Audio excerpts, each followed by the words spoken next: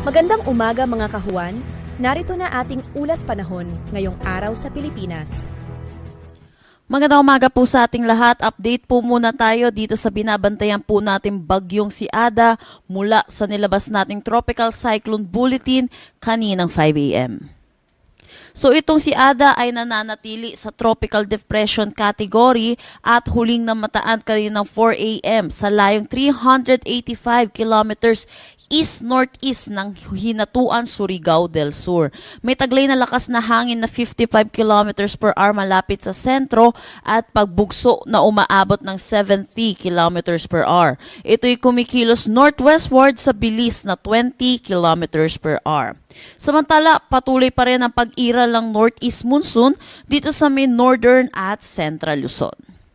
Para naman sa ating forecast track dito sa bagyong si Ada, makikita natin ngayong araw mag-i-intensify ito into a tropical storm category. At kapag tropical storm category po ang ating bagyo, pinakamataas po nating tinataas na tropical cyclone wind signal ay signal number 2. At makikita din natin dito sa ating forecast track yung gray area pong ito po yung ating cone of probability. So dito po yung posibleng dumaan itong sentro ng ating bagyo at makikita din natin nakapaloob dito sa cone of probability itong Eastern Visayas pati na rin ang Bicol region. So inaasahan po natin posible itong mag-close approach at magdala ng mga kalat-kalat na pag-ulan dito sa may Eastern Visayas at Bicol region. Samantala pag nagkaroon po tayo ng changes dito sa ating track sa ating bagyong si Ada na possible po mag-westward shift, posible po yung ating paglandfall sa anumang areas ng Eastern Visayas pati na rin dito sa may Catanduanes. So tutok po tayo sa nilalabas na updates ng Pag-asa hinggil po dito sa bagyong si Ada. Sa ngayon, tropical cyclone wind signal number 1 tayo dito sa may Sorsogon, southeastern portion ng Albay, northern Samar, eastern Samar, eastern portion ng Leyte at southern Leyte, Dinagat Islands, Surigao del Sur at Surigao del Norte.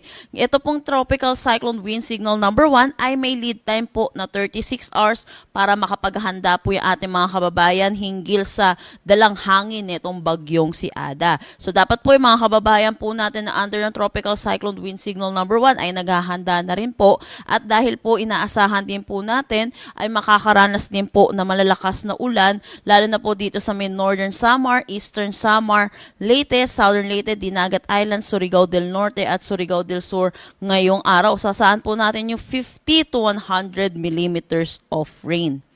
Para naman bukas, inaasahan po natin ito po yung paglapit nitong si Bagyong Ada dito po sa may Eastern Visayas. Ay makikita natin, meron na tayong orange or yung 100 to 200 millimeters of rain dito sa may Northern Samar, Eastern Samar, pati na rin dito sa may Catanduanes. So pinag-iingat po natin mga kababayan po natin sa mga posibilidad ng mga flash flood at mga pagguho ng lupa. Mataas din ang tsansa na 50 to 100 millimeters of rain dito pa rin sa Surigao del Norte, Dinagat Islands, Southern Leyte, Biliran, Samar, Sorsogon, Albay at Camarines Sur. Para naman sa Saturday, January 17, ito po yung paglapit na po din niya sa may Bicol region. Nakikita natin 100 to 200 millimeters of rain na dito sa may Northern Samar, Sorsogon, Albay, Camarines Sur at Catanduanes. 50 to 100 millimeters of rain naman sa Camarines Norte, Masbate, Samar, Eastern Samar at Biliran. Pinag-iingat po natin mga kababayan po natin, lalo na po yung mga nakatira po dito sa Bicol region dahil na rin po sa pag-alboroto netong Bulkang Mayon. Kaya makinig po tayo sa ating mga local government units hinggil sa paglikas po na kailangan nating gawin. Wala pa rin naman tayo nakataas na anumang gale warning sa anumang seaboards ng ating bansa, pero makakaranas ng moderate to rough conditions dito po sa karagatan kung saan dadaan po yung ating bagyo at moderate to rough naman dito sa may extreme northern Luzon dulot naman ng bugso ng northeast monsoon. Pero posible na rin po tayo magtaas ng gale warning bukas or mamaya or bukas po.